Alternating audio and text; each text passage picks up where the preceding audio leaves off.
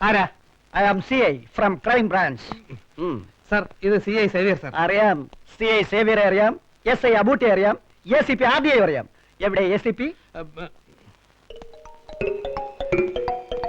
എനിക്ക് തിരുമുൽപ്പാട് കൊലക്കേസ് അന്വേഷണത്തിന്റെ ഇതുവരെയുള്ള സമഗ്രമായ റിപ്പോർട്ട് ഒന്ന് വേണം. പിന്നെ നിങ്ങളുടെ യൂണിഫോമിലുള്ള ചില ഫോട്ടോസും. എന്തിനാണെന്ന് മനസ്സിലായില്ല. ക്രൈം ബ്രാഞ്ചിൽ കൊടുക്കാൻ.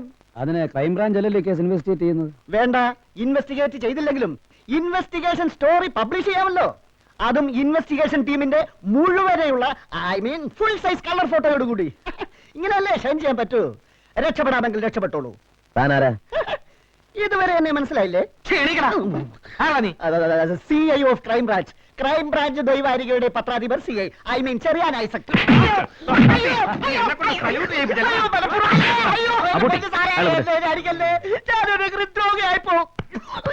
തനിക്ക് എന്താ വേണ്ടത്? Colour photo? എന്നാ തൽക്കാലം ക്രൈംബ്രാഞ്ച് CI അങ്ങ് പോ. ഈ സിറ്റിയിലുള്ള എല്ലാ നിശാസുന്ദരികളുടെ ചരിത്രവും എനിക്കറിയാം. അവരെ കുറിച്ച് വല്ല വേണ്ടാതിയിലൊക്കെ എഴുതി ഞാൻ ജീവിച്ചോളാം.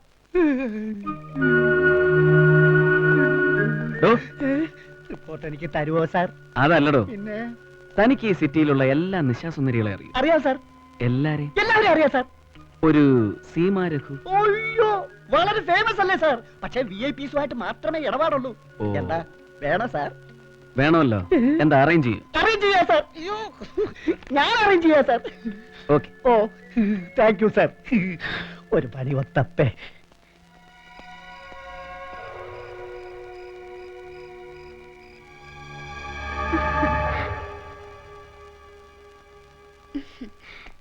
എന്തേ ജ്യൂസ് മാത്രം മതിയെന്ന് വെച്ചത്? രാത്രി ഞാൻ ജ്യൂസേ കഴിക്കാറുള്ളൂ, അതാ. ബാങ്ക് മാനേജർ ആള് കൊള്ളാലോ. പിന്നെ ഈ ഫയലൊന്ന് എവിടെയെങ്കിലും സൂക്ഷിച്ചു വെക്കണം. ബാങ്കിലെ ചില പേപ്പറുകളാ. രാവിലെ എന്നെ മറക്കാതെ ഏൽപ്പിക്കണം. ഞാൻ ഒരു മറവിക്കാരനാ. ഇയാള് എന്റെ ഒരു കൂട്ടുകാരനാ, തിരുമുൽപ്പാട്. പാവം, ചത്തുപോയി. തന്നെ കുറിച്ച് ആദ്യം ഇയാളാ എന്നോട് പറയുന്നത്. അന്ന് കേറിയ ഒരു പൂതിയ. തിരുമുൽപ്പാടിന് തന്നെ കുറിച്ച് സംസാരിക്കാൻ തുടങ്ങി 1000 നാവാ. നമുക്ക് വേറെ വലുതും സംസാരിക്കാം. എന്തേ? 1000 നാക്ക് ജന്തു. പെണ്ണെന്ന് കേട്ടാ പിന്നെ പേ പിടിച്ച മാതിരി അയാൾക്ക്. ആണുങ്ങൾ അങ്ങനെ പേ പിടിച്ച് പരക്കം പാഞ്ഞില്ലെങ്കിൽ നീയൊക്കെ എങ്ങനെ കഞ്ഞി കുടിച്ച് ജീവിക്കും? അല്ല സീമ, ഈ തിരുമുൽപ്പാട് ആളൊരു പാവായിരുന്നുല്ലേ? പാവം. എന്നെ സീമയല്ലതാക്കിയ ഈ തുഷ്ടനാ. പണത്തിന് വേണ്ടി എന്തും. നമുക്ക് ഈ വിഷയം കളയാം. പണത്തിന് വേണ്ടി എന്തും? പറ കേക്കട്ടെ. ഒന്നില്ല. അല്ല, എനിക്ക് മനസ്സിലാവാത്തത് ഈ സീമക്കുട്ടിയുടെ ഒടുക്കത്തെ റേറ്റും ഇയാളുടെ ശമ്പളവും ഒന്നും അങ്ങോട്ട് സിങ്ക് ആവണില്ല. ഇതിന് മാത്രം വലിച്ചെറിയാൻ ഇയാൾക്ക് എവിടുന്ന എത്ര പണം? ആരും അറിയാതെ കാശുണ്ടാക്കാനും ആരും അറിയാതെ ചെലവാക്കാനും അയാൾക്ക് നന്നായിട്ട് അറിയാം. ഓഹോ. അല്ല, ചോദ്യം കേട്ടിട്ട് നമ്മൾ ബാങ്ക് മാനേജർ തന്നെയാണോ? അല്ല, ഞങ്ങൾ ഈ CAക്കാർക്ക് എപ്പോഴും ഇങ്ങനെ. എവിടെയെങ്കിലും കണക്കിൽ പൊരുത്തക്കേട് കണ്ടാൽ അന്നേരം ചൊറി. അപ്പോ തിരുമുൽപ്പാട് ഞാൻ കരുതിയതുപോലെ അത്ര പാവമല്ല. വേന്ദ്രനാണല്ലേ? എക്സ്ട്രാ ഇൻകം ഉള്ളവൻ, തന്നിൽ എക്സ്ട്രാ ഇൻട്രസ്റ്റ് ഉള്ളവൻ. ഇങ്ങനെയൊക്കെ നിന്നോട് ചോദിക്കണമെങ്കിൽ ഞാൻ ആരായിരിക്കണം? മനസ്സിലായില്ലേ? തിരുമുൽപ്പാട് കൊല്ലപ്പെട്ട ദിവസം നീ എന്തിനാ അയാൾക്ക് ഫോൺ ചെയ്തത്?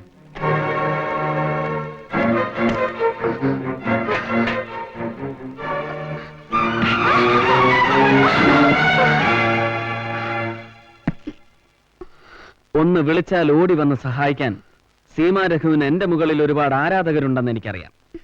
പക്ഷെ വരുന്നവരെല്ലാം എന്നെ സല്യൂട്ട് ചെയ്യേണ്ടി വരും. അവരൊന്നും സഹായിച്ചാൽ തീരുന്ന പ്രശ്നവുമല്ലത്. അതുകൊണ്ട് നല്ല കുട്ടിയായിട്ട് സീമ സത്യം പറഞ്ഞേ. ആര് പറഞ്ഞിട്ടാ നീ അന്ന് തിരുമുൽപ്പാടിനെ വിളിച്ചത്?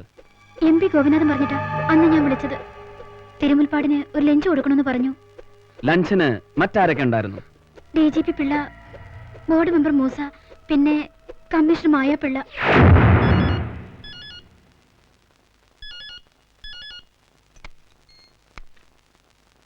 ഹലോ, ശരിയാണോ? നീ സത്യമാണ് പറയുന്നത്?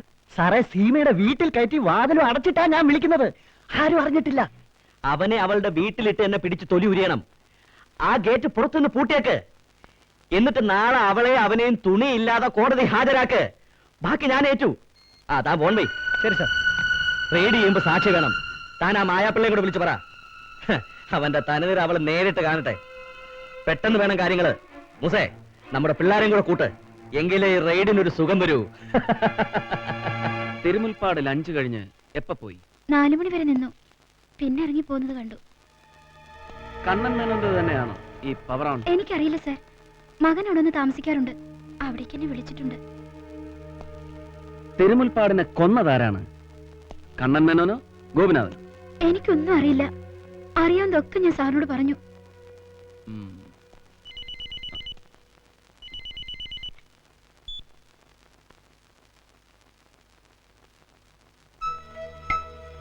നിന്നെ ഒന്ന് ചോദ്യം ചെയ്തപ്പോഴേക്കും കാക്കക്കൂട്ടിൽ കല്ലെറിഞ്ഞ പോലെ കാക്കിപ്പട ഇളകി മറിഞ്ഞു വരുന്നുണ്ട്. നിന്റെ ഒരു യോഗം. വരട്ടെ.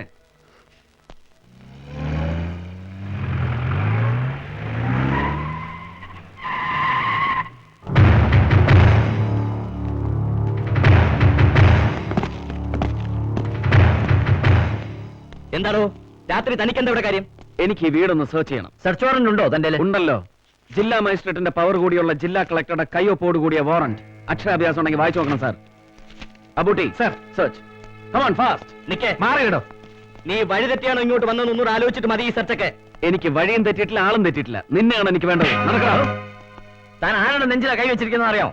ഒരുമാതിരി തെരുവാണോന്നൂടെ കളിക്കുന്നത്. കൈമൾ, അദ്ദേഹത്തിന്റെ ഡ്യൂട്ടി ആയിട്ട് വരണം. നടക്കടാ.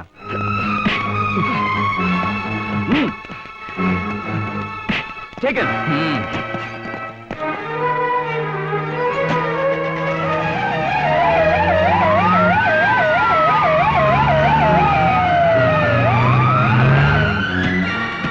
താൻ ജയിച്ചു.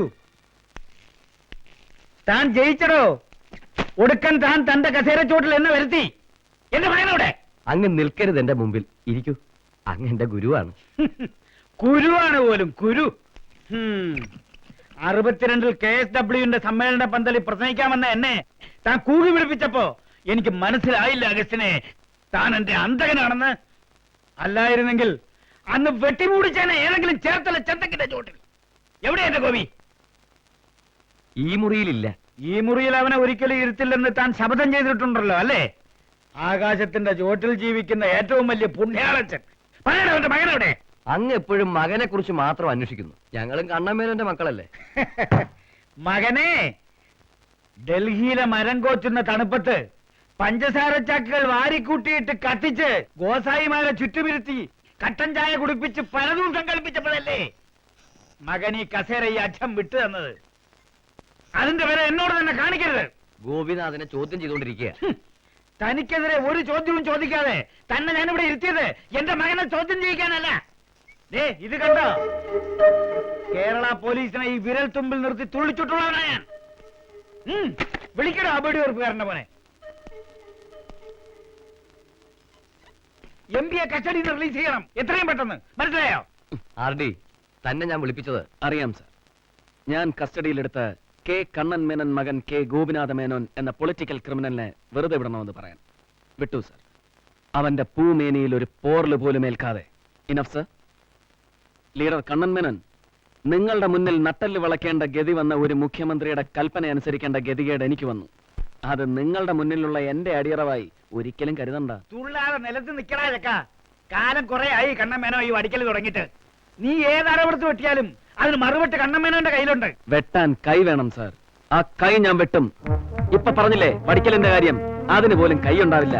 ഇങ്ങനെ രോഷം കൊള്ളരുത്, ശ്വാസം മുട്ടലുണ്ടാവും. താൻ പുണ്യാളനാകണ്ട, തന്നെ ഞാൻ കണ്ടോളാം.